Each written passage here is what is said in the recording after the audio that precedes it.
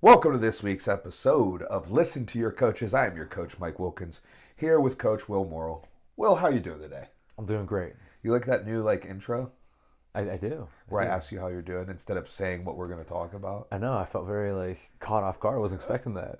I just wanted to make everybody feel more comfortable, feel like they're in the room with us. So it's just a casual conversation. That's Exactly. all. Okay, cool. Right on. All right, so hey, let's get into the big stuff. Let's talk Jon Jones, Stipe Miocic. Let's talk UFC 309. What are your thoughts? Where are we going? All right, I got a lot of thoughts. So, first of all, Jon obviously looked good and beat up Stipe, but I didn't think he looked great. Dude, I did. I was like, I can't believe you're this good. Okay, so a couple things here. One, I've seen a little bit of people going back and forth between did Stipe look bad or did Jon look good? And it's obviously a little bit of both, right? But if we just focus on Jon, right? I guess we can't. All right, so Stipe looked old, right? He looked old, he looked slow. Yeah. Is what it is. He's 42, he's been through a lot of fights. It is what it is. Obviously he was great. He just that night he wasn't the same Stipe of the past. Right. At least 2 or 3 points, I believe, he had Jones backing up really, really bad to the point that when he got close to the fence, he turned and ran. Yeah. At least twice. I think it was 3 times, maybe more. And all I could think of in those moments is all right, if 42-year-old Stipe can do that to him, what can Tom do to him? Absolutely nothing. Dude, interesting. I felt the exact opposite. I was like, dude. After watching the fight, I was more sure than ever. Okay, so I think that his strengths against Tom are crazy fight IQ, right? Yeah. And just dude, there's so many interesting things to dissect. He just can make it happen too. And on the one takedown where he basically just shoved him down. Yeah. And I'm just like, dude. He can still absolutely do Jon Jones stuff, right? But he's not as fast, right? Which I think is a big issue against Tom. And a thing for Jones, his fight IQ, right? And also he has a wide variety of techniques. So that spinning back kick, for example, not a lot of MMA fighters have that kind of kick, at least not an effective version of it, right? Right. And he does, and he has all kinds of techniques like that. Also, what's interesting about that is he didn't show that technique until he felt it was the time to land it and finish him. You know what I mean? It's not like he spammed it 3 or 4 times, isn't that annoying when you watch a fight and someone's throwing a wheel kick or something and they throw it 5 times in one round and you're like, dude, you're not landing it. And now it's been telegraphed, you used it up, Jon doesn't do that. So I'm certainly not in the Tom's definitely going to beat Jon category. Obviously, I would still probably put Jones as the favorite, but I have way more confidence in Tom's ability to beat him after that fight. Oh man, I hope that fight happens because then we'll be able to disagree on it. Yeah, I know. Yeah, that'll be cool. Because do you want to put some money on it right now? Sure, let's put the dub on it. Put a dub on it? Yeah. Let's put 1K on it. 1 grand. Sure. All right. In perpetuity. All right. There we go. Speaking of owing someone money, Zack Snyder owes me $100 million. Why? What bet? I can't really say okay. on here, but Zach knows he owes me $100 million. All right. Pay up, Zach. Hold on. What else? Who do I have? Is it with you? I have a bet, and we'll just it's with you, right? Where we'll just whoever loses, you just double or nothing until it's even again. Right. Yeah. Okay. Yeah. All right. There we go. I forget what we bet on though. I can't remember either. It was at practice. Yeah. Neither. But did we bet $1,000 on it? It might. Yeah, I think so. Okay, yeah. All right, so now we have $2,000 bets out, one in which we cannot remember. All right, cool. All right, yeah. Anything else about that fight? Dude, yeah, lots. Let's go. Come on, I want to hear about it. Well, what did you think about what I just said? Did you think that Jones didn't look I feel like Jones at light heavyweight would have done better against honestly everyone in the last 5 years that he's fought, as opposed to. Now, I feel I can see Father Time catching up to him. Is what I'm trying to get at. Man, I mean, I see it on him physically, but I just I don't. Yeah. I just don't. I think he's when you go to heavyweight, it's borderline a different sport. Mm-hmm. So I feel like he changed he's a heavyweight. Yeah. I feel like he changed into a heavyweight, and I feel like he was the best light heavyweight of all time, and he's gonna be the best heavyweight of all time. That's what I think. Potentially. Yeah, honestly, it's cool too because the next fight tells us everything that we need to know like forever, right? Because there's no other like challengers. Like I can't see a single heavyweight touching John Jones other Right, than but can Tom. you see a single heavyweight touching Tom Aspinall? Not really. Yeah, all right. Yeah, So there you go. That's what I'm saying. It's like this well, fight is. I don't want to. Let's pull up the heavyweight rankings. All right.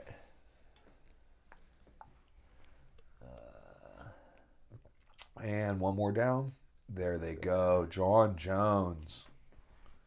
All right, I'm going to lean forward because I cannot see. You want me to read them to you? Yeah, go ahead. Right, Tom so Aspinall. Cyril Gahn, Alexander Volkov, Sergey Pavlovich, Curtis Blades, Jailton Almeida. I thought he was a light heavyweight. Sergey Spivak, Stipe Miocic, Marcin Tybura, Yair Rosenstrike, my man Derek Lewis, Tai Tuivasa. I can't even read that one. Oh, Marcos Rogerio de Lima, Waldo Cortez Acosta, and Mick Parkin. Wow. Okay. Let's tell me how you think. Has Tom fought Cyril Gahn? And I am just completely airballing on it. I don't believe so. Well, what do you think that fight's like? I think that's a good fight. I think Tom smashes him. Yeah, you think he smashes him like 100 out of 100 times? No. Do you think there's any chance he loses to him? Mm-hmm. Do you think there's any chance John Jones loses to Cyril Gahn? Not after the last one. I think there's zero. I think you could throw as many banana peels in there as you want. Yeah. He's not going to. What's interesting is actually Jailton Almeida. That dude, I believe all his wins are by stoppage, or like an absurdly high percentage of them. I thought he was a light heavyweight. That's an interesting fight, actually. But I don't see anyone else here who could beat Tom. Here goes the problem John with the Jones. heavyweight division. Incredibly uninspiring. Yes.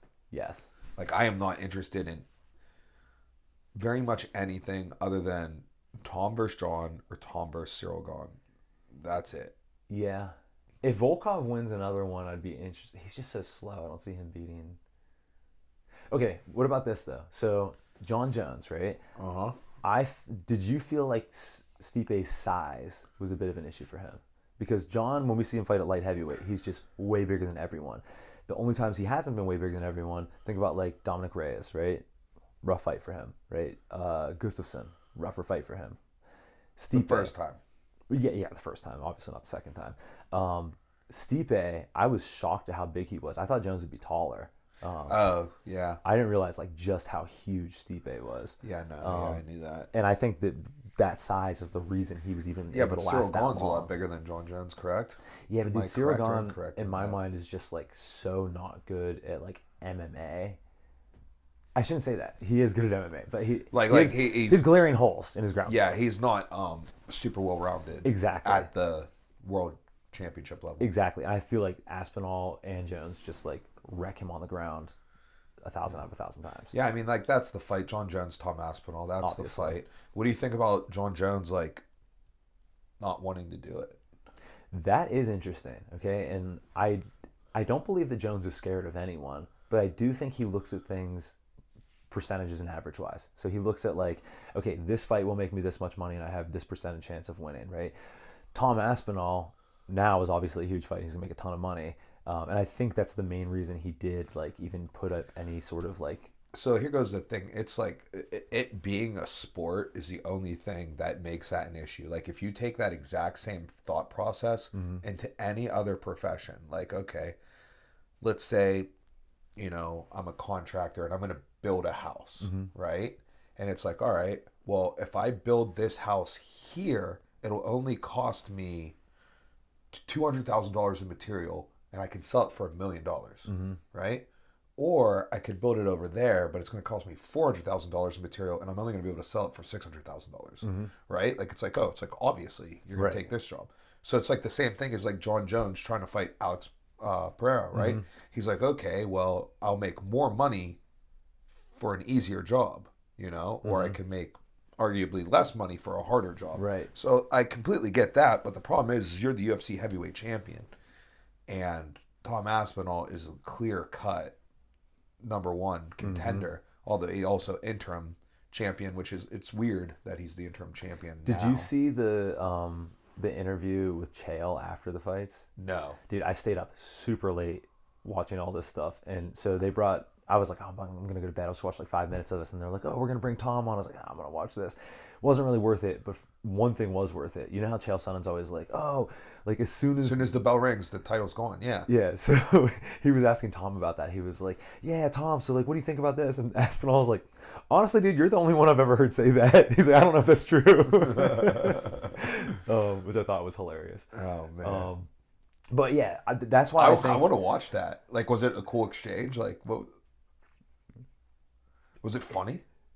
Funny enough, yeah. Okay. Like if it's like easy for you to find, yeah, I'd watch it. But like I wouldn't go out of my way for it. And then they started talking to Jones, and Jones was just like, "Oh, dude, it wasn't me." And I was just like, "I've heard this speech before. I don't need to. I can go to bed now." It was like past 2 a.m. Yeah. Okay, yeah. But that's what I was trying to get at. Is I don't think that Jones, like some people are like, oh, he's afraid of Tom. Dude, Jones isn't afraid of anybody. He's certainly not afraid of him. What I do think he did is I think he played the long con where he said, listen, I want this big fight with Pereira, knowing that the UFC wants Tom, right? And they've been pushing Tom. That way he's in a advantageous position. Dude, to be honest with you, the fact that he is pushing the Tom fight away makes it more interesting. That too. Right? And I think he knows that, and I think that all of these things are, just a big accumulation of factors, because that's what he talked about in his interview as well. He's like, I just want to get paid, and like I want some negotiating power, basically. And I think that that's what he's done. And I think it's like brilliant. And I think he's going to go to the UFC now and be like, all right, listen, you guys want Tom. Apparently the fans want Tom. I'll fight him, but like you got to pay me. Yeah. And they will. Like. That's awesome. Good. So yeah, good for him. I am excited that it will be Tom next. Now here goes the thing. Oh man, once you beat Tom, then the Pereira fight's dead.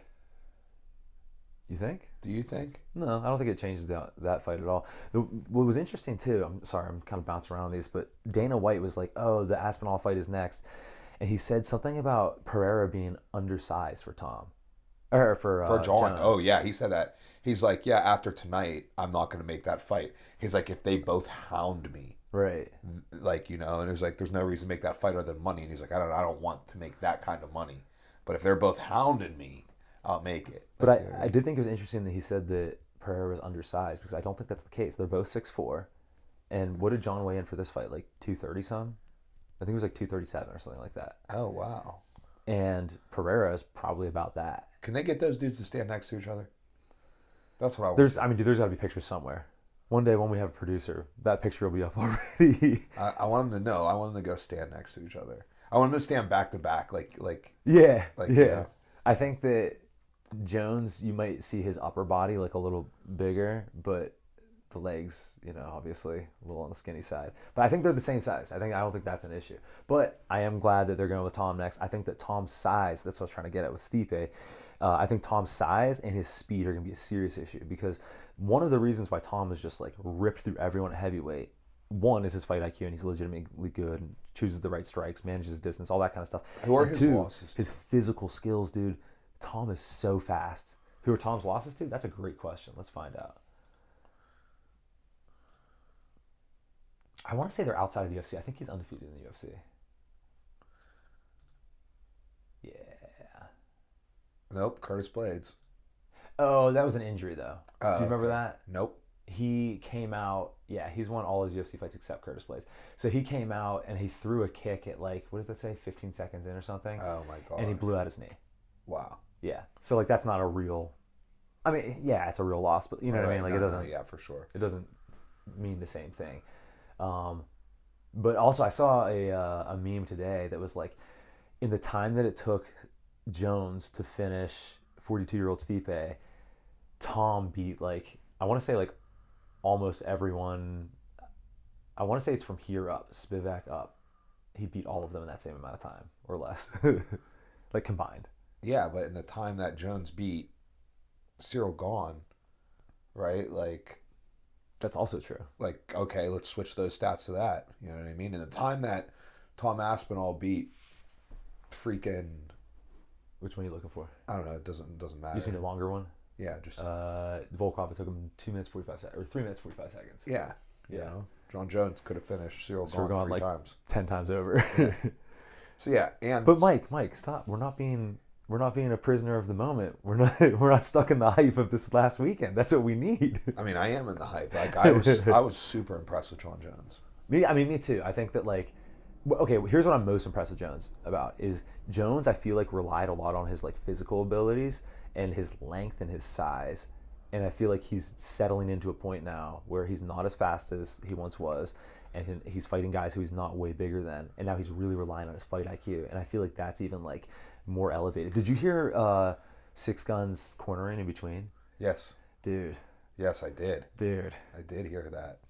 Six Gun is the man. So good. So good. And also, like, Jones is soaking that in. You know what I mean? Like, everything that comes out of Six Gun's head through his mouth is going straight into Jon Jones's, like, entire game. Lucas sent me some, like, quoted clips that that former opponents of Jon Jones has said on, like, why he's so good. Oh, I saw this, yeah. Yeah, and the one is like, oh, it's like he feels nothing. His coaches say something and he just does it. Right. Yeah. Yeah. And it's just like, dude, that's crazy. Also, we didn't talk about that. How about his corner?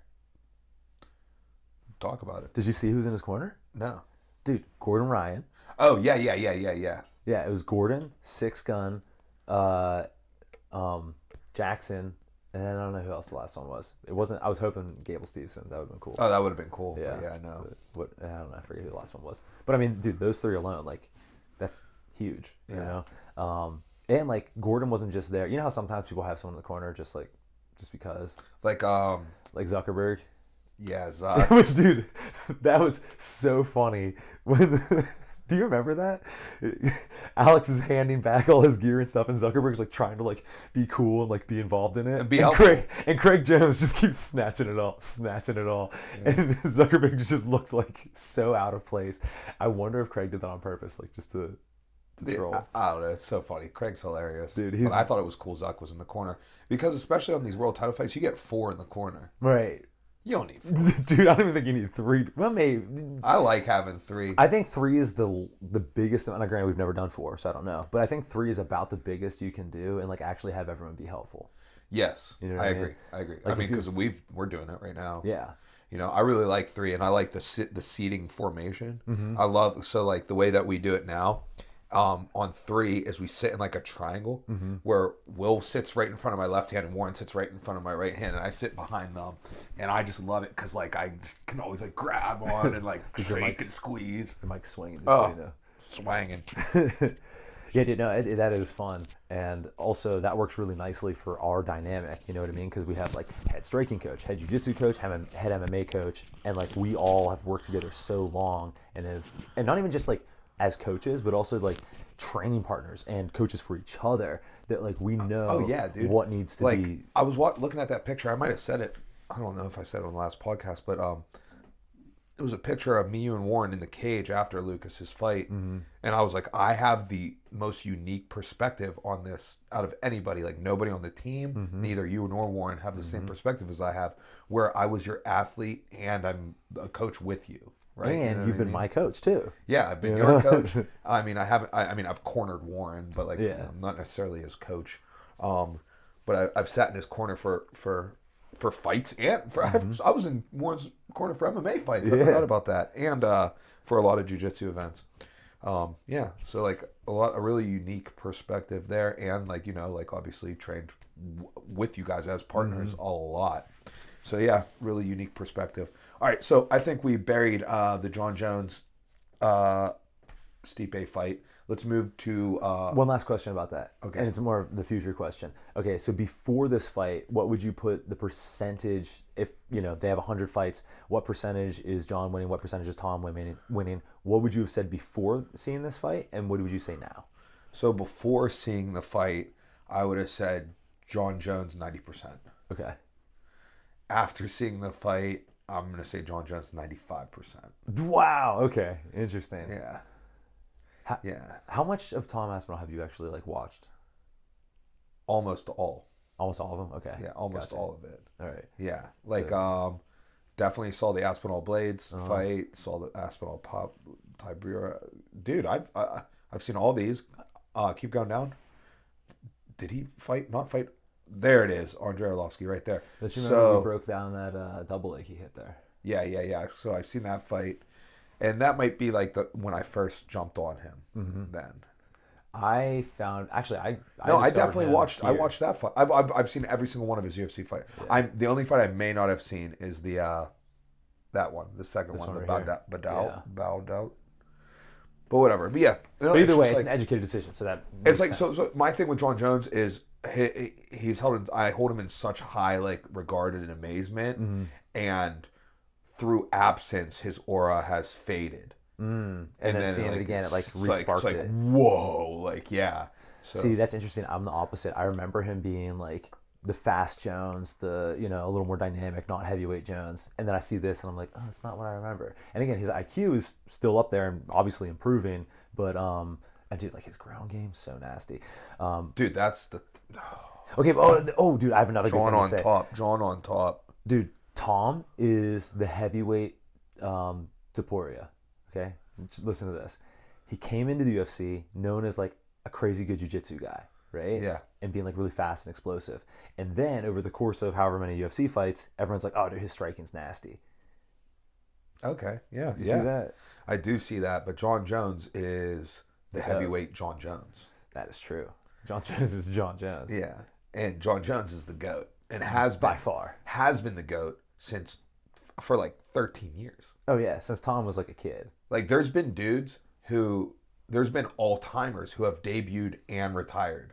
Yeah. And then had somebody else debut and retire. Right. All while Jon Jones is still the GOAT. Yeah, dude. You know what I mean? And think about all these crazy records he has and all those fights and everything. Yeah, generations have come and gone. He would have had even more if it wasn't for the suspensions and stuff too. You know what I mean? That's just crazy. Yeah. Real quick, last thing about this, I would have said my percentage is before the fight. I would have said Jones has a 80% chance of winning and 20 for Tom, and now I'm probably closer to 60-40, 70-30. That's crazy. 60-40? You said that out loud? I know. This is going on the internet. I know. I might be embarrassed having said that, but wow. I'm really big on Aspinall's skill and speed. All right, let's push. All right, let's move on. So this fight was awesome, brother. Performance of the night. I mean, fight of the night, in my opinion. Did it get fight of the night? I don't know. It doesn't really matter. Past time, this is a different layout than what we've had in the past. This is the ESPN. We were looking at the UFC one. Yeah, I could probably click around a bunch and figure it out. But whatever. This gives us what we need. Actually, this gives us more stats. So, dude, bro, I mean, how do we even start talking about this fight? I mean, Oliveira. Okay, dude, this is so good, and also better than we've seen him before. And the way he mixed everything. I've ever seen him. Best I've ever seen him. And you know what's crazy about him? Normally, when guys have that much damage and accumulated damage from fights under their belt, their chin only goes one direction. His chin has gotten worse and then got better and then continued to get better. And that's a great example of the psychological overcoming the physiological. You know what I mean? He believes.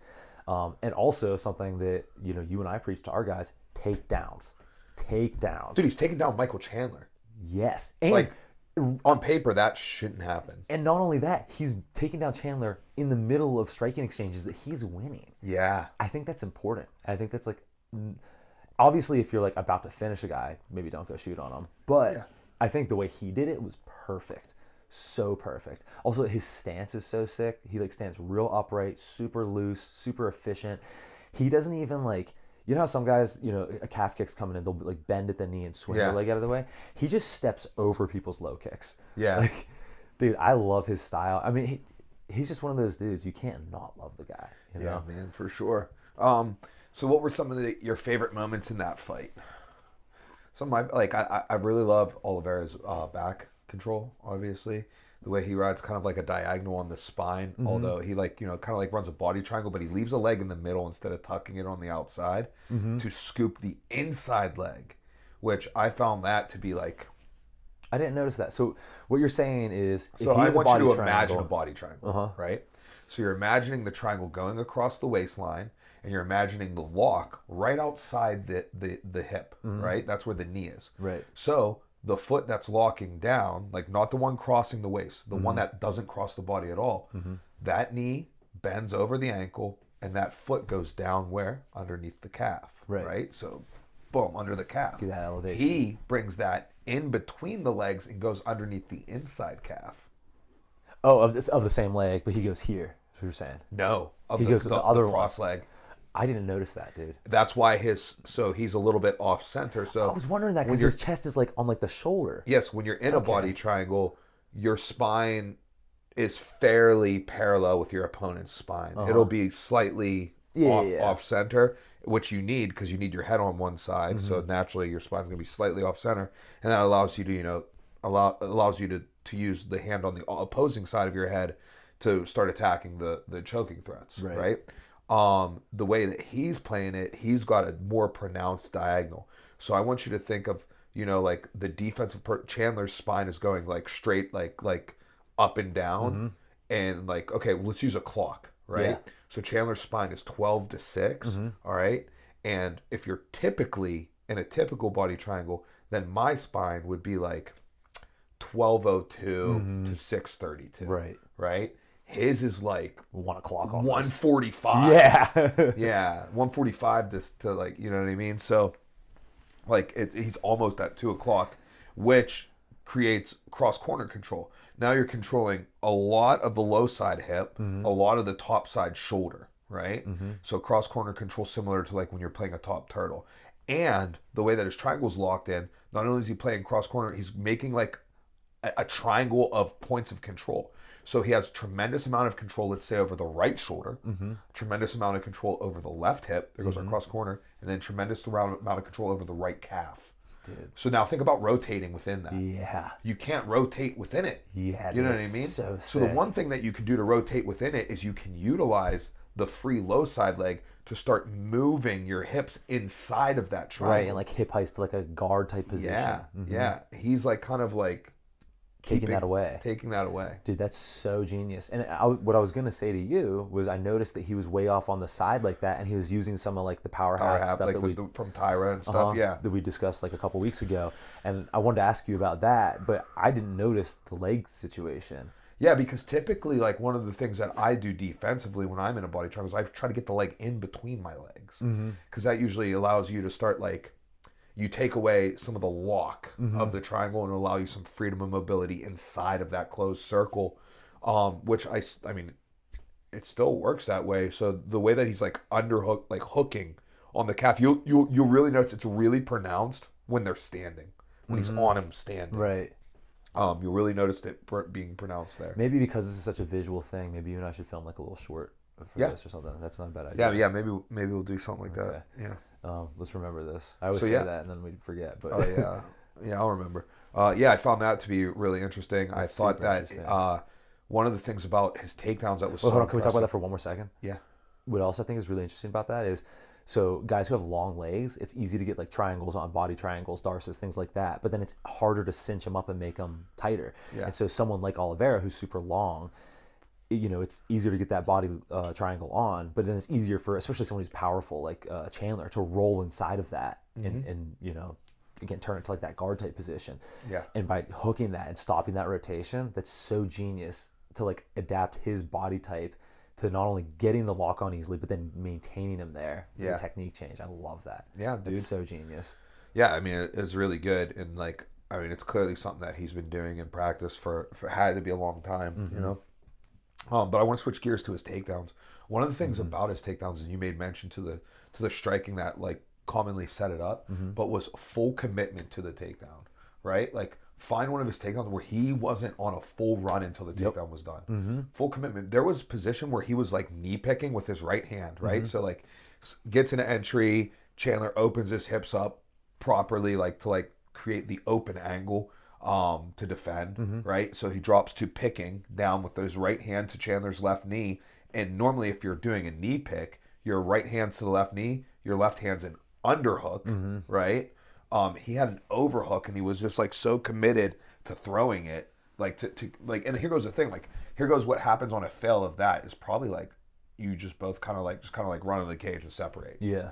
Right? Like you almost run past them. Right. Yeah. So not too much of a downfall to being fully committed on that. And like it's just like that takedown happened due to commitment. It was like not technically sound. Right. Like that particular one, right? Not technically sound because Chandler with the underhook side should be able to shuck it by, you know. But the full commitment of running with the overhook, which I'm sure he didn't intend to have the overhook. Right. I know he didn't intend, but that's what was there. So it's like, you know, he latched he's onto just that. like, whatever, going. Yeah. Another thing I thought was cool about his takedowns is, like you said, that full commitment.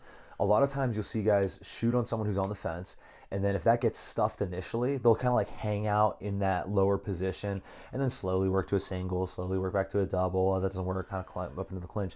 The second that his double didn't work, he instantly was popping his head up the back and starting to like take the back. You know what I mean? And I think he had some successful back takes on that in round 2, was it? Yeah. I think that's when he... So when his double didn't work, Chandler was leading with the close side hip and then splitting away from the head. Right. Yeah. And then that allowed... That's why the double didn't work, because he split away from the head. Yeah. Yeah. Good stuff there. Very good stuff there. Yeah. Striking wise, obviously he looked phenomenal. I love that he uses his length. Also, I don't know how he makes weight, dude. I realize that Chandler's like kind of small for lightweight. Short, I should say. He's thick, obviously. But dude, Oliveira doesn't look like skinny. You know what I mean? No, I don't think he's that big though. I think he's 5'10". Oh, really? Oh, okay. So yeah, Chandler's just really short. Yeah. But he uses his length super, super well. Like I said, I was impressed with his chin. Like he got hurt and like didn't panic. Like he sometimes... You know, Oliveira was fighting 145s. For the longest, yeah. Yeah. So it doesn't surprise. I think he holds himself tall. I think Chandler's shorter. Yeah. And I think, but Oliveira does seem tall and long, and I think he just like carries himself a little taller. He stands a little taller in a striking stance, and he's like thin. So like it accentuates like the length. Right. But like I don't think he's like... He's not huge. No, he's 5'10". I'm 5'10". I was lightweight. I didn't feel like I was like the tallest lightweight. I fought taller lightweights. Yeah. You know. Yeah. Jalen Turner exists. Yeah, like you know what I mean. Yeah. So. You know, actually, fun fact. This just reminded me. You know, the very first round of live UFC fights I'd ever seen was when they were in Pittsburgh. I know you were there. Charles Oliveira versus Nick Lentz. And I walked in right when that fight like started. And I was like gonna walk to the seats. I was with Chris, and I was like, "Wait, we gotta watch this." And I'm just like, it was like a crazy first round, I believe. Yeah, and it ended up being a no contest. Yeah, I think he beat him. Yeah, in the second round, incidental or something like that. Yeah, very cool. What'd you think of Chandler in that fight, dude? Okay, that's what I want to get to. Chandler, bro, talk about belief in your ability to win at any point. Yeah, and also just like not caring. Like maybe not caring is not the right word. He just like. Did you hear on the announcers? They were like, he asked his corner what combinations to throw. Like, he's just like, I'm just going to, like, just tell me what to do. I'm just going to fully commit to it. I'm just going to go. Yeah. I don't care if I get hurt. I'm just going. Yeah. And, like, there's pros and cons to that. But, dude, when it comes to entertainment value, Chandler... Dude, there's so much pros to that. There are a lot of pros to that. I do think there are some cons to it. But of course, there's cons to everything. There are just so many pros to just being like... But when it comes to pure entertainment, it's all pros, dude. Yeah. Because you know Henry Hooft is going to be in there like, listen, dude, huck a 2-3-2 and just send it. And he's going to send it. And it worked, you know, in the, was it the 4th or the 5th round when he hurt him? 5th round, he hurt him pretty bad. He could win this fight. You know what I mean? And that's part of what made it so interesting. Also, at first I was kind of bummed it was a 5-round fight. I was like, dude, why are they making this 5 rounds? I like that. And now I'm so thankful it was. So I think so what's the deal with that? Do you know what the deal is? Why are these co-mains now 5 rounds? And is it like standard procedure now? It used to just be title fights and main events. Right. Well, it used to be just title fights, you know? And then... Right, then they made it main events as well. And then I think the first one that wasn't was Nate Diaz versus somebody. It might have been... Was it Connor? I don't know. No, there's no way that didn't headline. But there was some fight that wasn't a headlining fight that Nate Diaz was involved in. I believe...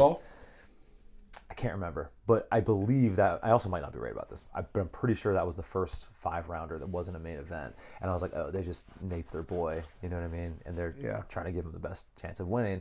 But like maybe they should do something where it's like, you know, if both guys are in like were they in the top 10? I don't know, probably not. Actually, Chandler, I think he was like 9 or something.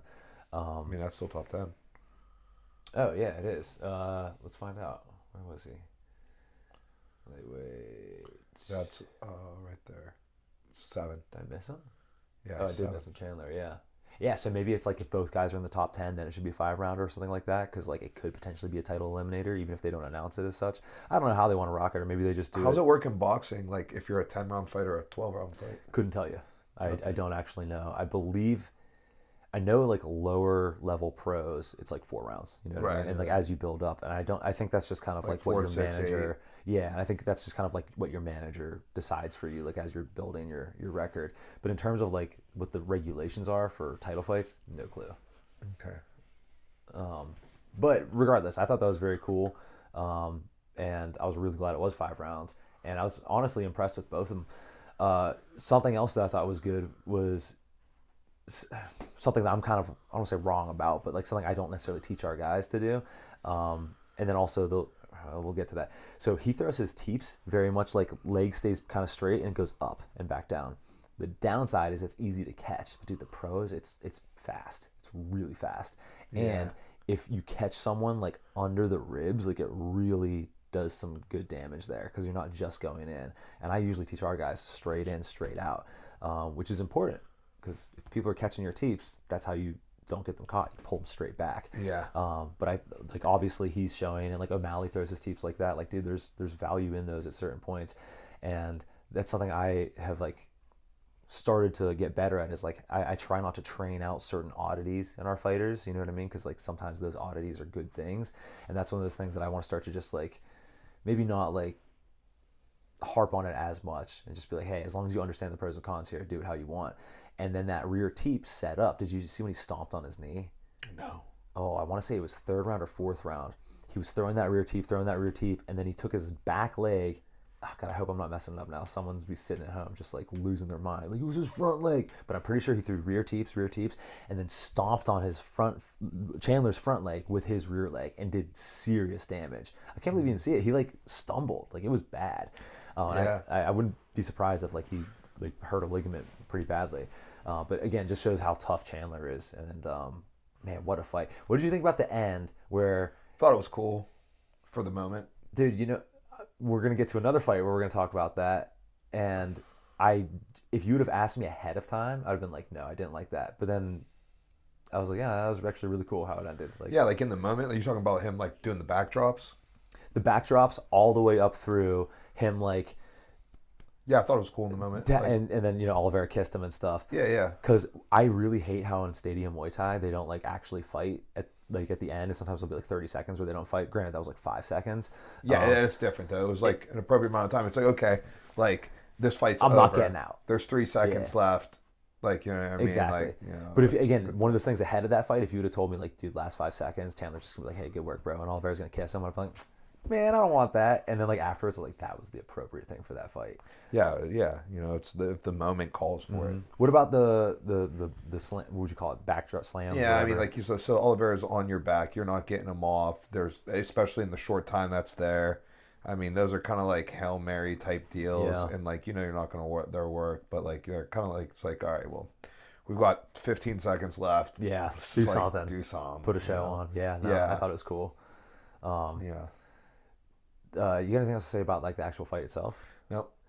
Should we play matchmaker real quick? Yeah, let's go. So, dude, in my mind, Oliveira gets a title shot. So yeah, he's sitting out till the winner of Makhachev versus Tsarukyan. Tsarukyan. Is that signed? You know. Click on either one of them. Probably a good idea. That's why we got this up. Yeah, it's already on their site. What's it say? No. April. That's his last. Oh, fight. that's. So he just lost to Tsarukyan. Okay, so yeah, I don't know if he can go title fight right now then.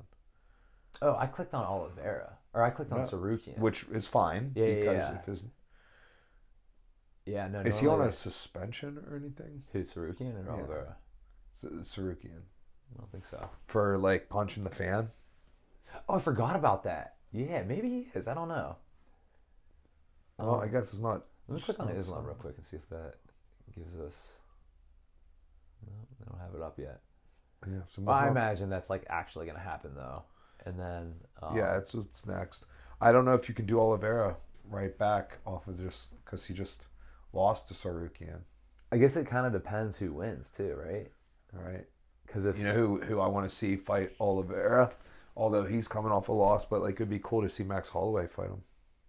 I think that was tossed out there actually for the BMF. Oh, really? Yeah, that would be interesting. I thought they were going to do Max Dustin 3. I know that's been tossed out there too. I think a lot of people are trying to get their hands on that Max fight. Yeah, that's kind of a weird thing actually because he's lost to Sarukian and he's lost to Makhachev.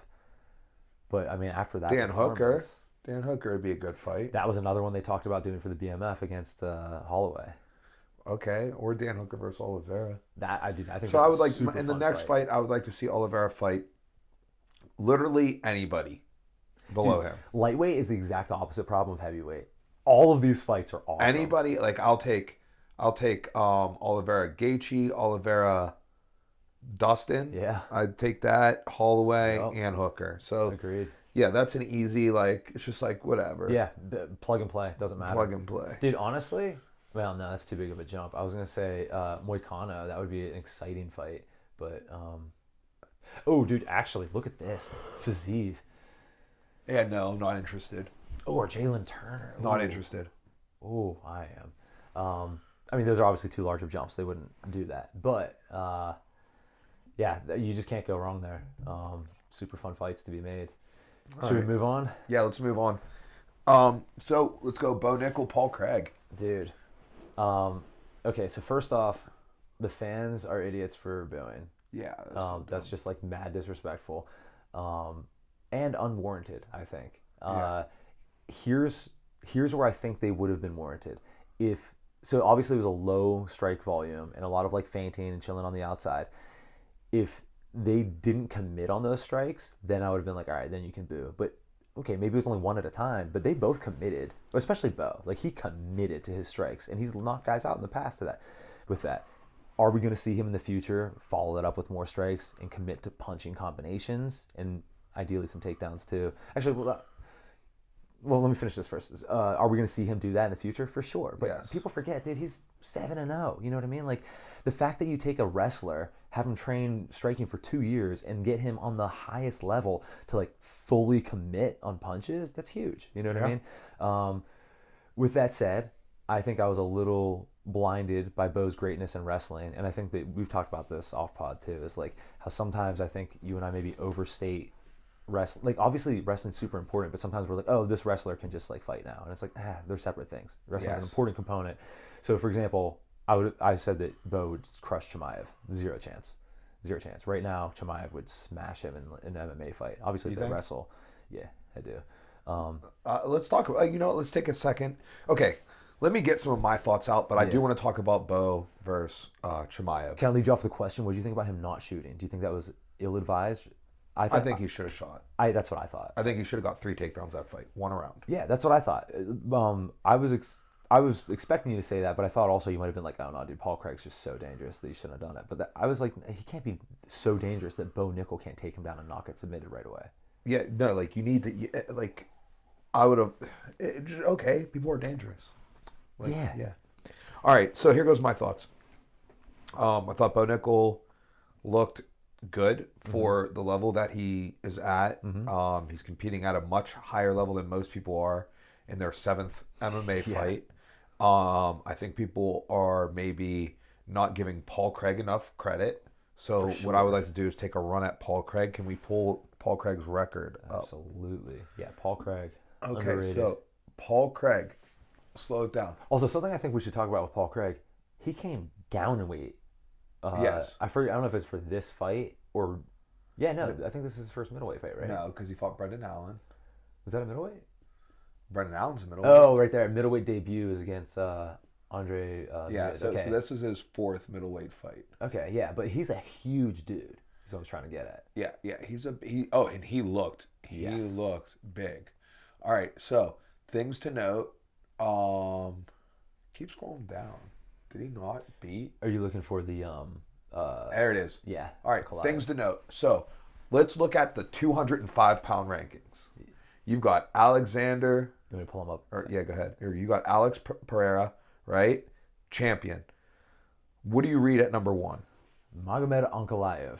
Number 1 contender at 205 pounds. Read me number 3. Jamal Hill. Jamal Hill, former champ, 3.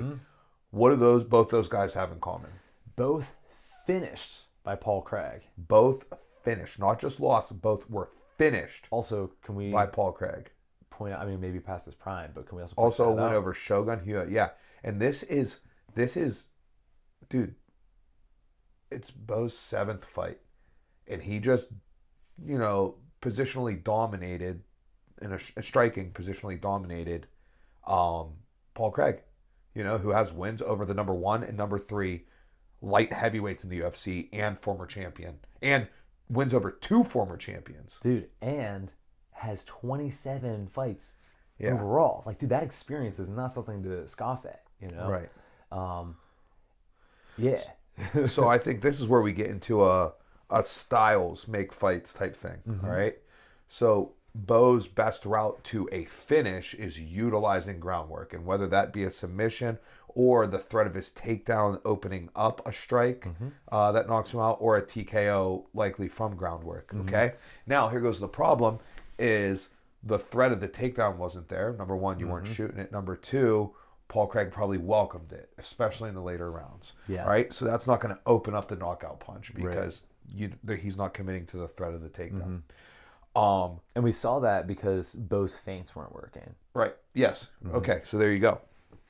And in addition to that, you're also thinking with Bo Nickal, like, you're probably expecting, he's been finishing everybody so fast, right? You're looking for this fast finish, but the way that this style matches up, as I said, is not going to lead to a fast finish, right? Like, if he was a striker, this could have been a fast finish, right? But that's not like his style of fighting. And then I think also it's pulled back by the constant championing Bo Nickal, that like he's the one he's the American who will beat Chimaev. Yep. Right? So he's like our guy and Chimaev's like their guy, and it's like, oh, here goes our like he's our monster, he's our dark horse. Here's our monster, right? And then you were coming off of Chimaev looking like he did against Whitaker, and you're like, wow, Bo didn't look like that against Paul Craig, And there's some truth to that, but also like it's like stylistically. Now here goes what I want to say about Chimaev versus Bo Nickal. Can Chimaev take Bo Nickal down? That I don't know. So there we go. So it's like, oh yeah, he'll smoke him right now. I still don't know if he can take him down right now. So now he's going to have to outstrike him. And that's what I was going to say. And this is actually interesting though, because tactically, okay, so if both of them just stayed, they only, fought standing up, they're just striking, I think Chimaev has a serious advantage, right? Finishing. So if they fought an MMA fight but no takedowns, Chimaev finishes Bo Nickal. I wouldn't say like guaranteed, but he certainly can. Well, if that's the case, then I would say it's a pretty much guarantee. Like, because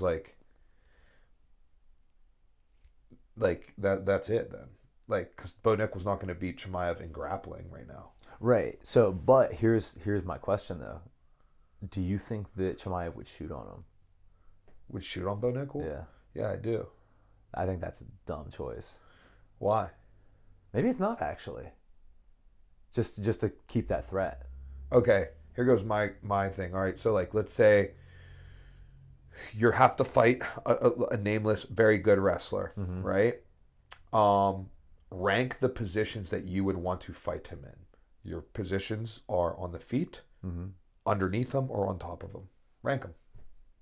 Feet, top, bottom. Exactly. Okay. Now, let's say that you know that this wrestler also has good striking.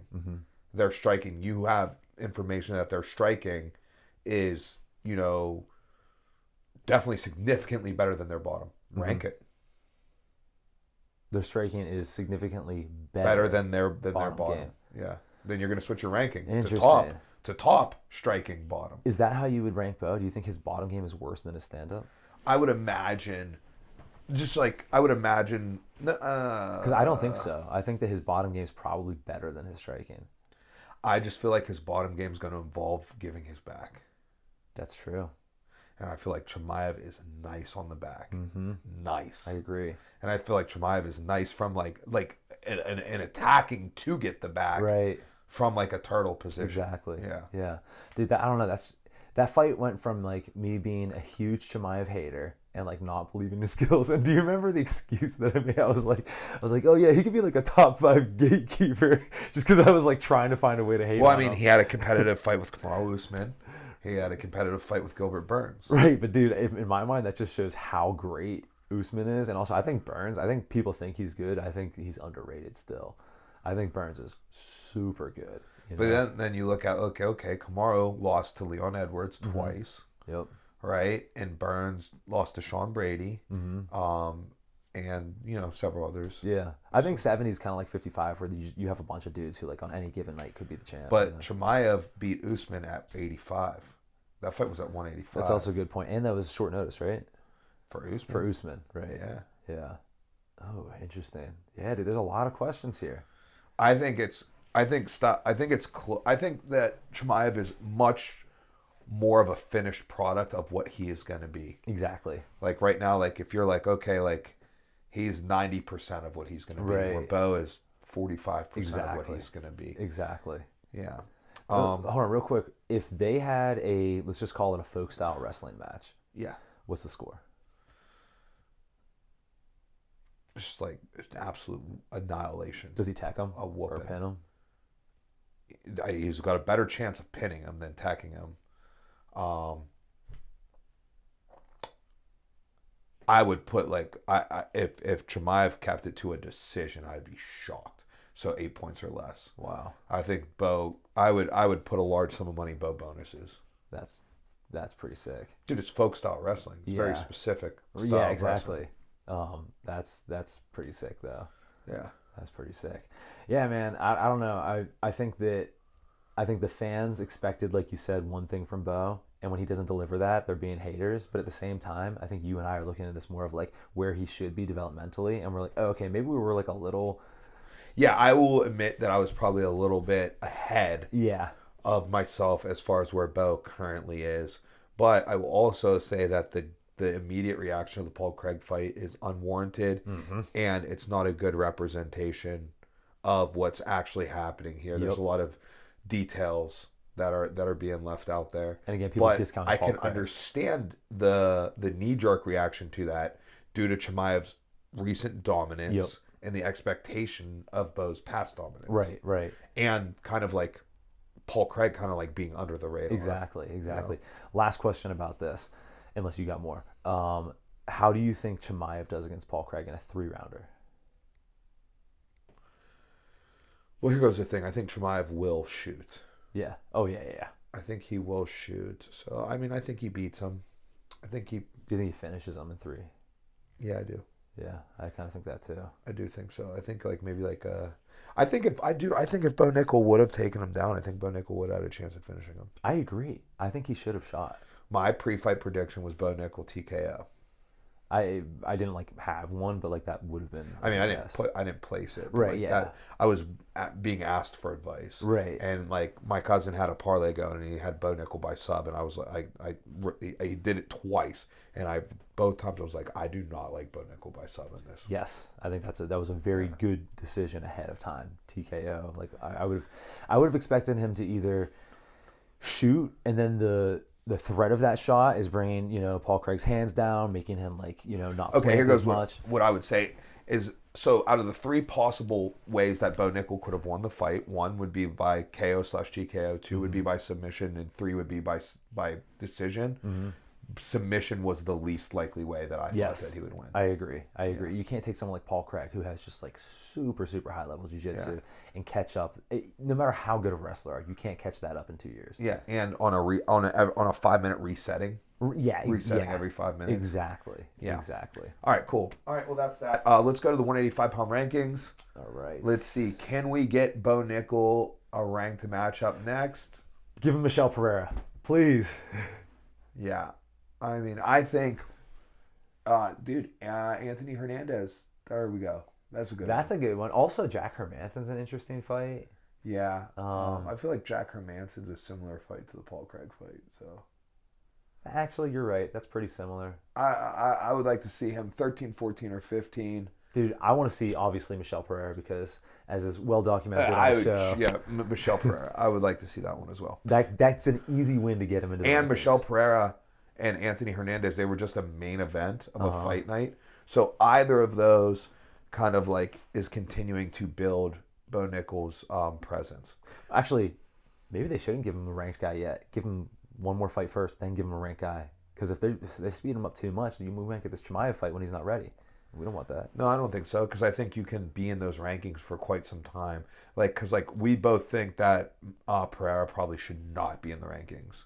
So it's basically like getting an unranked fight skill wise, right? What with a someone who's ranked. Nah, you're right, and then you can slowly work your way through there. And I'm seeing you could go like Pereira and then Hernandez, right. And then Vittori, and then Delice, and then Brendan Allen, and then like you know what I mean, Barolo, and now look, now you're 12-0. Yeah, 12-0, 13-0. By then, if you're not, by then you got to be as close to your product. Right. Yeah, that's a good point. Yeah. All right. Well, that's the fight to make. All right. What's next on the card? Do you just want to skip over this? Yeah, let's just skip over it. Just shout out to Jim Miller on another. No. I want to talk about this one. We're gonna skip over this. All right. I'm not going to talk about it. You just briefly run it. We've been on 309 way too long. You're right. Okay. So Mauricio Ruffy. I don't know how. I've heard said different ways. Hoofy. Against James Lontop. Dude, I don't know what the deal was with like this matchmaking. I wasn't really paying attention ahead of time. I don't know if this guy was a late replacement or whatever. James looked like he was a little like out of shape. But boy was that dude tough. Yeah, tough as nails. And actually like skilled too. But dude, Mauricio Ruffy is that dude. He's got a lot of hype and I think it's well warranted. I think that his striking, people look at like the highlight stuff. They look at him like he does that like level change where he like drops way down to kick the calf. They look at like, some of the spinny stuff. I think he threw a tornado kick in there or something that kind of got him in trouble. They look at like big things like that and they're like, oh, that's his striking. That's what makes it great. Nah, dude. It's all the fundamentals and his like feints and little intangibles, right? So when am I reading this right? What stats are you looking at? James, 112 total strikes to Ruffy's 74. Yes. Yeah. He had volume, especially in that fifth or third round. Control time, minute 20 to 16 seconds. Yep. Whoa. Yeah. And that's a great example of where like numbers of strikes don't always show you the full picture because the damage from those strikes are really, really important. And he very clearly won the first two rounds. Third round, the judges didn't give it to him. And I think I'm being a little biased here. We'll talk about that in a minute. But back to what makes his striking great, dude. His movement. A lot of guys who move to like as their defense, they get too far out of range and we don't see the counters. The reason he's able to counter so well is he doesn't move too far out of range. He stays in the pocket and he's so composed and calm there. And his defense is so slick in there. And again, you see a lot of guys like they'll roll a punch and they move their whole head like underneath the punch. He does like little head rolls where the punch is coming in. We saw Anderson Silva do this a lot. Like high level boxers, Canelo does this. Like the punch is coming here and he just looks this way. And whether it hits him and he absorbs it or it just completely misses, it allows him to stay in the pocket. The other thing that I really wanted to touch on because I didn't see the announcers talk about it at all is, dude, the trickery. He chooses strikes to throw at times that other guys wouldn't do that. And also he pretended to be hurt twice.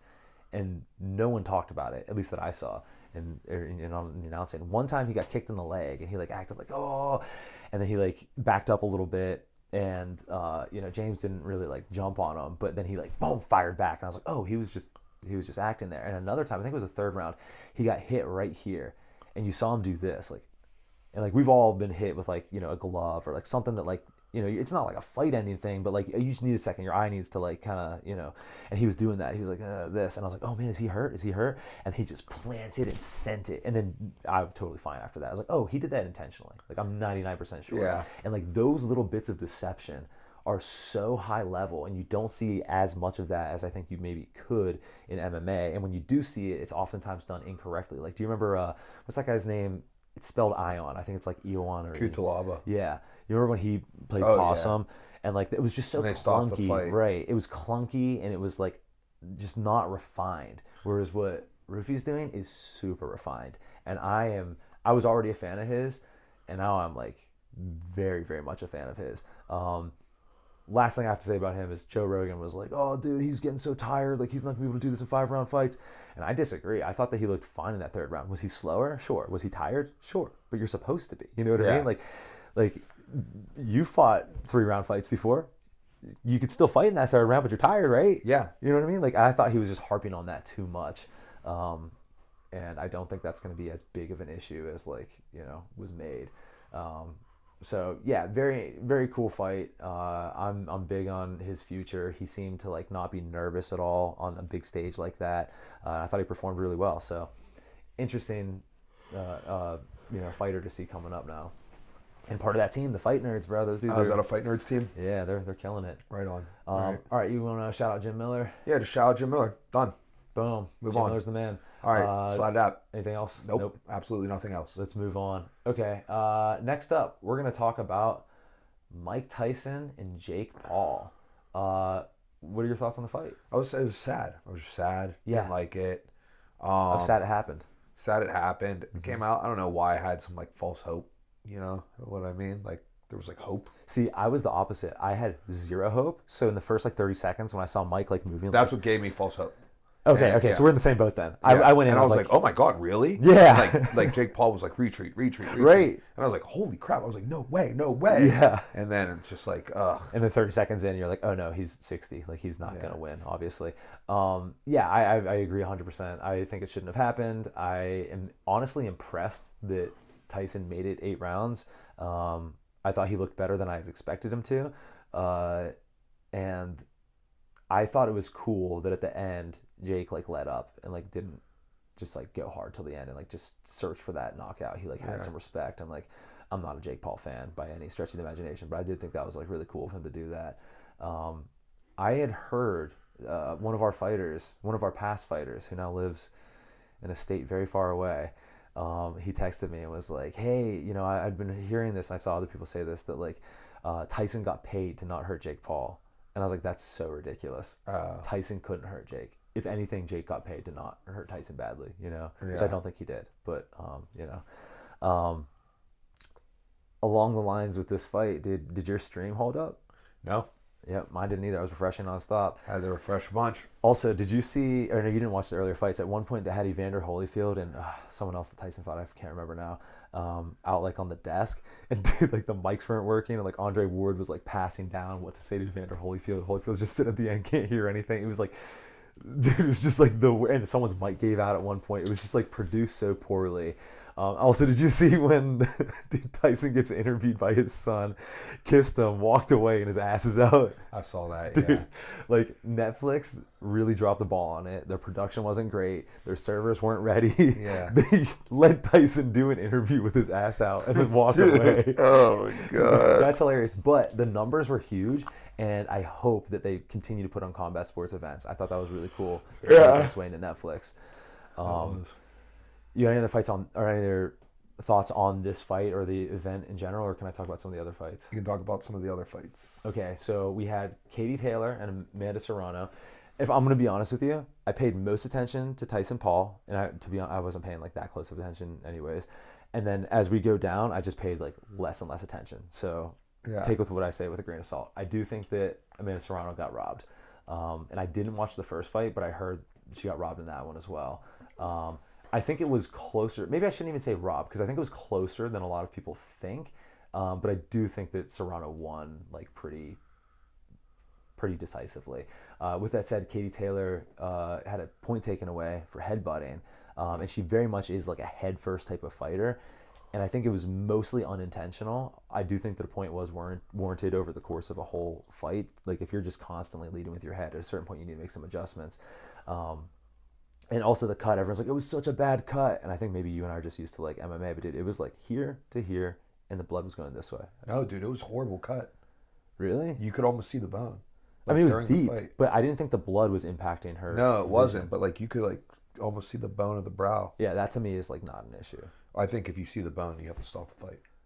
I mean, yeah, if you actually see the bone for sure, and I do think it was deep, but like, dude, it was like I think it was bad. I think you should only stop a fight from a cut if it's like, okay, like you can see bone and there's going to be like some serious like damage that like we can't fix later, or if the blood's going in the eye. And I don't think that either. I think it was bad, but I didn't think it was stoppage bad. So well, I mean, they didn't stop it. So. Yeah, they didn't. No, but I'm just saying, like, people were talking about that. And it was from a headbutt. Exactly. Overall, fun fight though. Worth watching. This one, Barrios versus Ramos. So here goes why I didn't watch these fights. Got you. I watched the first fight. So there was 4 fights, right? The one was card, like yeah. So I was watching the first fight, like half in on it, and then like don't even really know who won. And then they did like forever between fights. Yes. So I would go watch something else. Right, yeah. You know what I mean? That's why I wasn't paying that close attention. Rather than hear these people who don't know what they're talking about talk like, yep. You know? Exactly. And especially with all like the, mic issues and all that kind of stuff. Like, and the buffering and like not even known and stuff. And that's half the reason I wasn't paying attention to the fights, because like I'm on my phone, I'm doing stuff, and then you kind of like, you're in your phone, and then like the fight's on, and you're like, is this really better than what I'm watching here? And then sometimes, let me watch a round. And then like I take one off, and then people are like, oh, what's the score? I don't know. I didn't see that round. So, but this fight was good. Both of them got dropped. Barrios was like really dominating in the beginning, and then Ramos came back. Fun fight. It was for a championship. It was 12 rounds. I think 12 rounds is too many. I think it's too long to be watching fighting. Dude, that's 36 minutes of fighting. That's what I'm saying. And also the scoring, then they're like, oh, dude, all like the boxing nerds are like, yeah, I had it like 116 to blah, blah, blah. Dude, I can barely even add those numbers in my head. You know what I mean? Yeah. Like, I can't keep track of who won what rounds. I have a hard enough time in 5-round MMA fights. I'm like, oh yeah, this dude won round 1 and 2. Yeah, dude, if you're thinking of 12 rounds, you're like, oh yeah, but rounds 3 and 7, right? Like, I'd have to write it down. That's what I'm saying. I'd be like, what round did I think he won again? Like, over 12 rounds? And especially when like fights are like our lives, and I'm watching tons of fights all the time, I can't remember round by round exactly what happened. So like, I don't know the scores, but that was a fun fight. And then the first fight that you saw part of, not a great fight. This guy, I have no idea how to say his first name, Niraj Goyat, I think is how they were saying it, defeated Nunes. Nunes was just like not as good. He was in shape, kind of, but not even really like in great shape. I didn't see a high punch count. Goyat was clearly better, but he was so out of shape, it was like shameful. Yeah. I was like, dude, you're on a massive card. Like, this is the first live boxing event that Netflix has put on, and you're going to come in not in shape. Like, I was not happy with that at all. Yeah. So, yeah, I think that Netflix needs to get it together, and they maybe need to, like, do more of like a UFC type of model where like the first fight that's on the main card, banger, and then you got to keep it running. But other than that, I thought it was like, I wanted to say like a cool event, but I don't think it was a cool event because it was headlined by Tyson Paul, and I just didn't think that should happen. But like, I think it's cool if Netflix is getting into the combat sports. Yeah, I think that's cool too. And I think whatever commission approved that fight, they shouldn't have. Yeah. All right. Anything else on there? Nope. Take me to Stout Fights. Let's talk Stout Fights. So that's where you and I were before the UFC fights. Yeah. We had 4 guys on that card. First fight of our guys was Jake. Dude, Jake. So Jake's current record. Let's just start with that. Jake's current record is 0-3-1. So you probably look at that and you're like, oh, this dude sucks, right? Yeah. Couldn't be further from the truth. Jake is awesome. So good. Jake is so good. Also, people look at him and they're like, oh, he's like big and jacked. He must not have cardio. Dude, this dude like does marathons for fun. Like, yeah. He is in crazy good shape, and he carries his power through the rounds. Like, I've watched him at the end of practice rip kicks. Yeah. Like, the dude is a beast. He's certainly lost, at least one fight. He's had a very close fight, and then he had one where he got, DQ'd, unfortunately, for an illegal strike, which, like, in Thailand would have probably been legal, and, lost from thugging too hard. And then this fight, dude, or no, he didn't lose that one. That was the no contest. This one he lost because for how long was it? 30 seconds? Yeah. He is just looking good. Looking great, honestly. I don't think he got hit clean once. I think he arm blocked one kick, Yeah. but like other than that, he didn't really get hit, and he was just landing at will and like landing heavy shots and just looked to be like faster, a little sharper, controlling range perfectly, just confident. He's killing it. And then he goes and sends an overhand, and his shoulder just pops out of the socket. And Chip starts counting it. I was like, dude, don't. Josh in the corner was like, dude, don't stand up. Just take care of that. And obviously he can't keep fighting because his shoulder's out of the socket. So had to lose this fight too, which is it's so unfortunate, man. So unfortunate. A little behind the scenes, the doctor hops in, and like you and I have seen plenty of dislocations, right? Yeah. Doctor comes in, boom, boom, good to go, right? I was like, hey man, can you get it back in? The doctor's like, nah, it's like too tight. It's too seized up. He has too much adrenaline going on. So those muscles are too tight, and you can't even yank it out. So now Josh and I are pulling his gloves off. He gets announced, shoulders out of the socket, and then walks all the way back to the locker room. And I'm like, Doc, can you? And he's like, yeah, for sure. He's like, I just gotta look at this dude real quick. Boom, and I'm back there. Doctor was super cool. Got back there, and by that point, I was like, I was talking with Jake. I was like, hey man, like, this is hard to do right now, but I want you to try to relax as much as possible because it's too tight right now for him to pop back in. Doctor came, pop, banged it right back in. It's just so heartbreaking though that like someone that talented isn't getting these wins. Yeah. And it's like, it's just so not reflective of his skills. And I really hope he doesn't get discouraged by it because he's really good. He's really good. Very good. You were in the crowd. Did you see what happened? Oh yeah. Did you know what was going on? Uh-huh. Yeah. Oh yeah, I knew his shoulder was out when he was laying on the ground. Yeah. Yeah. I don't know, like when he was throwing the overhand, like what caused it to go out? Did like it looked to me? He missed it. He missed. Mm-hmm. Yeah. All right. Yeah. So yeah, super unfortunate there. Super unfortunate. I would have loved for that fight to play through also because his opponent, PJ, extended teammate basically. Yeah, could have got some good experience too. Like, getting to fight against Jake would have been good for him as well. So, also real quick, a little behind the scenes there. So amateur Muay Thai is a little like, I don't want to say less regulated because it is still state, commission regulated, but there's all kinds of like weird little rules. So for example, you're supposed to have headgear that doesn't have like the little cheek guards, and it's supposed to not have the chin, but the rule is if someone does have that, because otherwise like a lot of these fights wouldn't happen because someone shows up and they're like, this is all I got, as long as the opposing coach agrees, you're good. Same thing with like shin guard issues and stuff like that. Dude, we had like we fought Cody's team a bunch, who's our buddy and used to be our teammate and now has his own gym and Michigan, and so 3 of our fights were against his guys, and so it's like very cooperative. So like PJ's popping back in the locker room, hey, is it cool if I wear this? I'm like, yeah, dude, of course. Yeah. And like it was just like super smooth that way.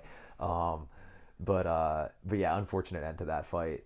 What was the next one? Next one was Hugo. Hugo versus Megahead. Dude, I think they should have switched that. Switched the fights, like had PJ fight Hugo. Yeah. And Megahead fight Jake. Yeah. What were the weight classes? I believe Jake was 80, and I think Hugo and Megahead were 85. Really? I would have thought that would be backwards because I know that Ian Capagna, by the way, affectionately known as Megamind, in which my dad changed to Megahead. Yeah. One of Team Kohai's fighters. He fights MMA at 170. Yeah. So I would have thought he would have been the 180. Maybe I'm off on that, but either way, I thought PJ size-wise was a better, and maybe Cody knows about the skill and whatever. I don't know, but either way, they had a fun fight. Also, actually, you know what it probably is the amount of the fights, records probably match up better that way, because I think Ian Megahead, I think he's got like 3 fights. I think he's 2-1. In MMA. I think you're right, and that lines up better with Hugo. And I think PJ's 1-1. Okay, so that explains why and that Hugo happened. was 2-0 MMA, 2-0 Muay Thai. Right. Yeah. So fun fact behind the scenes on that one. Again, Cody's our friend. He's coming through our gym all the time, bringing his guys in to spar. They come and do Stout Fights. They do grappling. Yeah. I talk to Cody almost every day. Right. It's like a big extended team, So he brought his guys through, and Hugo and Megahead were doing class together. They did clinch class together. Like, oh, for real? Like 2 months ago. 2 months ago. Okay, yeah. Yeah. I could just see them in like class on like Thursday, like holding pads for each other. Actually, so So there's like one big locker room in the back, and I go back there, and Cody's already back there set up, and he's got like all of Michigan back there. He's got like a massive squad. And I was like, listen, dude, like, to be honest, I would be fine just like warming up like with each other and stuff. But at the end of the day, these are guys who are fighting each other, and like, it would just be a little. It's good. It's good for them to not like. To like have their separation, take it serious. Yeah, exactly. And also like they don't have the same history like with Cody that we do. So, right. Like, they actually don't know like right. So like I don't want them to be like weirded out. So I was like, hey, like you stay here. I'm gonna go to like a different locker room. All good. But there was a part of me that was like, I should make these dudes warm up together. Like, you're about to fight each other. Hey, let's get some drilling in. But obviously didn't make that happen. But anyways, back to the fight. Hugo looked great. Hugo had a big size advantage. Yeah, he's clean. He is. He really is. He looked really good on the outside. A little smushy. Little smush. Is it smushy or squishy? Smushy, I think. Smush. Yeah, a little smushy. Yeah. He looked real good, staying long. Did a good job of like keeping his shots nice and low. Controlled the ring pretty well. Even though he maybe isn't the fastest dude at that size, he's developing like really good timing on his strikes. Yeah. And he has like sneaky head kicks that people don't expect. And then I think the big like differentiator, I mean, I think he looked great everywhere to be honest, but the big differentiator, clinch, dude, his clinch looked nice. Yes.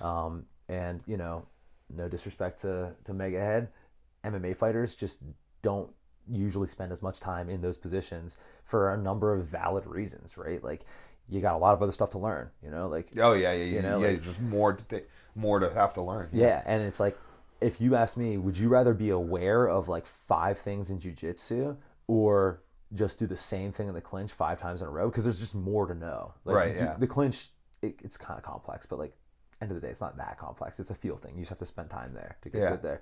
And also like some of the movements a little bit different for MMA and whatever. Long way of saying, a lot of MMA guys don't spend as much time as Thai style guys in the clinch, which if you're an MMA fighter and you get good at clinching, you can, it's low-hanging fruit in some ways. But I think that's what we saw in this fight. And I've got some things. Next time you're in the gym, I got some things to show you, and we'll clean those up. But pretty good win for Hugo there. I think Hugo's got his eye on MMA next. Yeah, he better. Yeah. Buckle down, dial in. You got anything else to say about that fight? No, I was impressed with Hugo. It's a good fight. Yeah, great fight. Yeah, good experience for both of them. Yeah. Next was Joao. Yes. Joao Martinez against Jim Taylor. So again, this is one of those things that like when we're discussing MMA fights, especially MMA fights out of town, or especially like high level MMA fights, like like in the UFC, you oftentimes don't know your opponent, whereas like in local Muay Thai, like it's not a huge scene. Like we know all these guys, right? So like we know Jim Taylor. He trains with Kama. I actually ran into Kama in the bathroom, and he was like, "Yo, I'm gonna be talking mad shit to Joao." He said like to Joao too. He was like, I'm gonna be talking about how like he doesn't remember the '90s, and he thinks that phones are all here and like not I forget, just like a bunch of stuff about him being like young and whatever. And that's funny because Jim Taylor is what 48, I believe. Yeah. So I want to start there. Jim Taylor is a tougher dude than me by a lot. I got to 25 and I was like, I've had enough of this. This dude 48 still about it. Yeah, and seriously about it against dudes who are 22, right? Isn't Joe out 22? Mm-hmm. Like, dude, that's awesome, right? And Jim showed up looking phenomenal, great shape, know.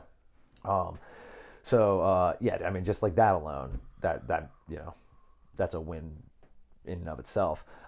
With that said, the actual fight, Joao goes out there, starts controlling some positions, start landing some shots, starts throwing some head kicks, and they're landing like this, like foot, like his toes would like touch the side of the headgear and whatever. And I didn't even think it was gonna be that big of a deal, but I'm just like giving advice in the corner, and I was like, "Hey Joao, I want you to get a couple inches closer on that and kick less with your foot and more with your shin." And like 5 seconds later, steps in, boom, big head kick, KO. Very clean, and I mean just adjust it perfectly. Yeah. And like it's weird how sometimes I'll say things that I think are going to be impactful, and they're not. And right. then you say something that's like you're like might be minorly impactful. Right. Yeah. It's like a little throwaway. Yeah. Like I said the same thing to Brody right before he head kicked, KO'd some dude, and I was like, yeah, man, like he keeps doing this with his hands. I think the head kick's going to be there. Yeah. And like I thought it was there. Like Brody can obviously like finish anyone with like pretty much anything.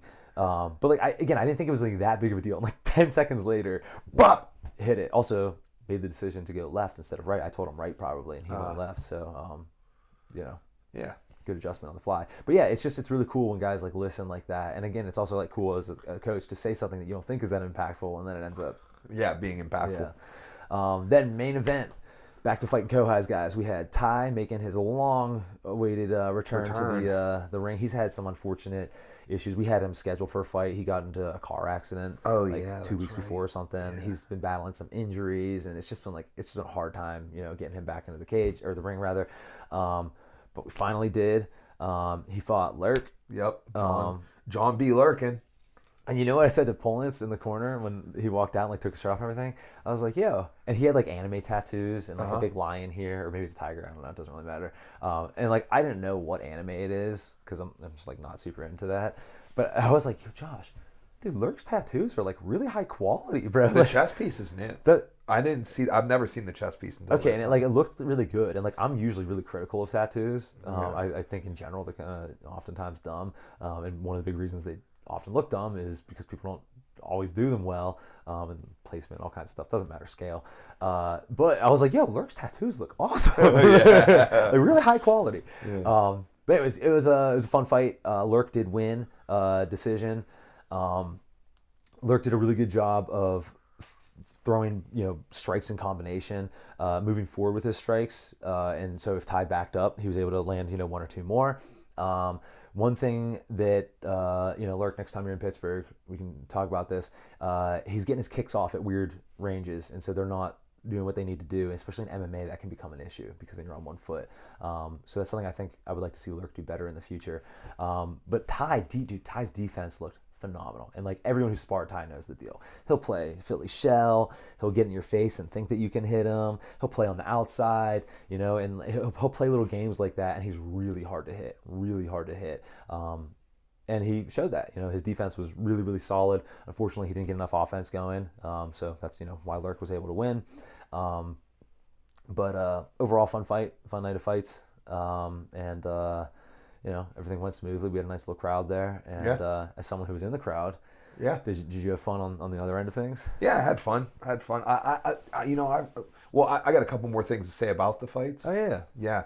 But since we're here, we'll touch on it. I really enjoy the Stout Fight Muay Thai shows. Yeah, they're some of my favorite, right? Because every other combat sporting event we're at, I'm too involved, right? It's like, okay, it's like on the jiu-jitsu ones, like, well, I'm bringing the mats, I'm the setup crew, I'm the teardown crew.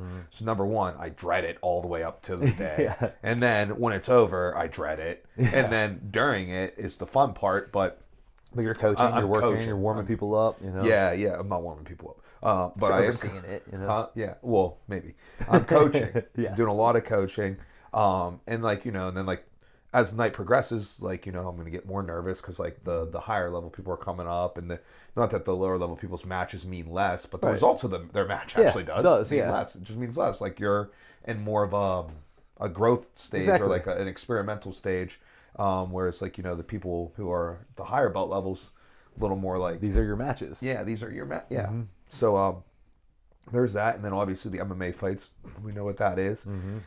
And so like at the Muay Thai, like it's just like I'm just like free to do whatever I want and enjoy it, but I still get the perks and privileges of being like associated with the show. Like right, like like I'm like up next to the ring, then I'm in the back room, and then I'm like standing here, and I'm like I'm just going like I just like I have unlimited like just like rain. I'm like, I'm standing up with Bothwell at the DJ table. Like I'm talking with Jay on the production. Right. Like I'm just everywhere. Hopping up on the ring and chatting with Chip. Yeah, you know what I mean? And it's just like, it's a good time. Yeah. And I'm glad that we're doing them like twice a year now, because then I can do it twice a year. Yeah. I just want to be there and have a good time. Yeah. And there's not like a lot of responsibility for me. You know what I mean? Like the most responsibility I get is like trying to find some people to work security. Right. Yeah. Like, you know, just trying to like get somebody to help set up or whatever. But like, you know, it's a good, nice time off. But some other things I want to talk about the fights is another Team Kohai fighter, Berea Clark, winning her debut. So I want to make sure that gets some attention to it. I thought she looked really good, and I'm 99% sure she did like a jiu-jitsu tournament just last weekend, like a super fight style jiu-jitsu tournament. I remember seeing a lot of things about the tournament on Instagram, so pretty sure about that. So congratulations to her. And unfortunately, there was another Team Kohai fighter who was unable to fight because their opponent no-showed. Oh, that's right. Yeah. So I don't know how to say his name, but I'm going to say Nod Egg, and I think that's what they call him. Yeah. But I think his name, like you know what I mean? Yeah. But whatever. So, you know, he was supposed to fight, and his opponent was like not at weigh-ins. And then Andy calls his coach, and his coach is like, "Oh yeah, he said he weighed in." And he's like, "Well, he didn't," you know, or whatever. And then, like, was talking to the guy's like, "Oh, I'm on my way, this and that," and like he's like, "Oh, I can't make it by 6:30. Well, can you make? I can be there by 7:30, by 8:30." And then it's 9:30, and Andy's like, "All right, dude, like, where are you? Right? Like, you were supposed to. You said you left Ohio X amount of hours ago. Right? Right? Where are you?" And he's like, "No." He's just like, "Oh, like it's your fault that I didn't know. Like that. Like, you can't just tell me that I have to be at weigh-ins. Like, at these times." It's like, dude. But every single other fighter on the card, which there was 16 fighters, 15 of them are at weigh-ins, and you're not. Yeah, we got an email saying weigh-ins are here at this time. Yeah, yeah, that's so unprofessional. Yeah, and so you know he's suspended now. I wish there was like more. Right. Like, you know, like. I mean, I'll tell you this. Hard to do, but like, you know. But here's the thing: is like promotion-wise, like we won't book him again. You know, like we won't give him the opportunity. And you know what? But I wish there was more of a penalty. I know another promoter who's going to start doing some Muay Thai fights, and I'd gladly share his name with them and be like, "Hey, just so you know, this could be an issue." You know. Yeah. So you know, developing. Like you said, like just like the community's small. Right. Community's small. So that was just something that happened. So Nade got robbed out of an opportunity to compete this weekend. Really but sucks. Yeah, that's all I got as far as Stout fights are concerned. Yeah, overall fun night of fights. Fun night. Yeah. Right. Hey, we got a UFC coming up this weekend. I was gonna say on a really unique time. It's in Macau, I believe. Right. So prelims are at 3 a.m. Eastern, and the main card starts at 6 a.m. So if you want to wake up with a cup of coffee and catch the main card, or you can be like Will and myself, where we will watch it at around 2 p.m. So we'll stay off the phones, off social media, watch about 2 p.m. Let's pull up the card and let's talk about it. So it's got a actually incredibly exciting main event. Yeah, dude, the main event is a banger. Bantamweight bout. Peter Yan versus Davison Figueiredo. Both former champions. Figueiredo, a former flyweight champion. Peter Yan, a former bantamweight champion. This fight's going to be exciting. How do you see it going? I mean, dude, this is just one of those ones I have no idea. You know what I mean? Like, if it stays standing, I would say technically Yan is probably better. All right, well, here goes what I would have loved to have seen. Man, I would like to get some... read me the pre-fight odds up top. They're right up top. So on ESPN odds, Bet... we've got Yan at a minus 320. I can't see that far. And we've got Figueiredo at a plus 250. Ooh, a plus 250 for Figueiredo. Man. Honestly, I think that's too much. You think that's... What do you mean? I think it should be closer to like plus like 150. And then minus what? 200. I don't know, whatever. Yeah. I think it's closer than I agree. So I think those are some good odds on Figueiredo. With that said, I do think Yan wins. You do think Yan wins? I'm gonna take Figgy in this one. Yeah, I'm taking Figgy. Another 1,000? Yeah, I'll go 1,000 on that. But I'm actually gonna do it on like... Yeah, like bet it for real, Yeah, on FanDuel. Yeah. All right, let's just run down the card a little bit. I am not familiar with a lot of these fighters. I just want to see if anybody... I have not looked at the card. I just want to see if anybody sticks out to me. Oh, okay, Ozdemir versus Olberg. That's that one's a banger fight. Most of these are to try to put some of the Chinese fighters on the map. That's why they're doing it, in Macau. Okay. But dude, this one actually we should talk about. Ozdemir and Olberg. Olberg is coming up right now. If you guys aren't familiar with Carlos Olberg, he is one of the guys from New Zealand. He trains with Izzy and... Oh, okay. Yeah. You guys got to watch this fight. Is that on the prelims or is that on the main card? I don't know. Well, let's scroll. Oh, no, that's main card. Yeah, look. Boom. Yeah, that's a main card. So it looks like that might be the second fight or the curtain. No, that is the second fight on the main card. And so he's a 6'4" light heavyweight who's super dynamic and legitimately good at striking, Read me the odds on that. The odds on that are plus 230 for Ozdemir and minus 280 for Olberg. I think that's about right. About right. Mm-hmm. Ozdemir is super tough, heavy puncher, but his chin has been on the decline as of late. All right, well, I'm going to go 1 unit Olberg and 1 unit Figueiredo. And scroll me up a little bit. Who's that Song Kanan? Song Kanan versus Muslim Salikov. Yeah, read me the odds on that. The odds on that are plus 145 for Song and minus 175 for Muslim. Okay, I'm going to go unit on Salikov here because betting on an OV usually pays off. Dude. But yeah, run me down the prelims just in case. Just in case. Actually, hold on real quick while we're looking at this. There was a guy, I feel bad now, I'm forgetting his name. There was a guy at the old Cranberry gym who was very into betting on MMA. Is that ringing bells for you? Okay, it doesn't matter. But I remember this dude telling me one time, he goes, this year, I'm going to bet every fight, and whoever is geographically closer to Russia, I'm betting on them. I was like, bro, honestly, you might do well. Yeah, nothing really sticking out to me here. I'm not familiar with, anyone here, dude. Yeah, Nicholas Mata. Yeah, that's good enough. I like how the guy he's fighting only has one name. Yeah, dude. Yeah, he's like Prince. Yeah. All right, whatever. Well, hey, that does it for us today. Yeah. Welcome to this episode of Listen to Your Coaches. We'll see you guys next time. And yeah, peace.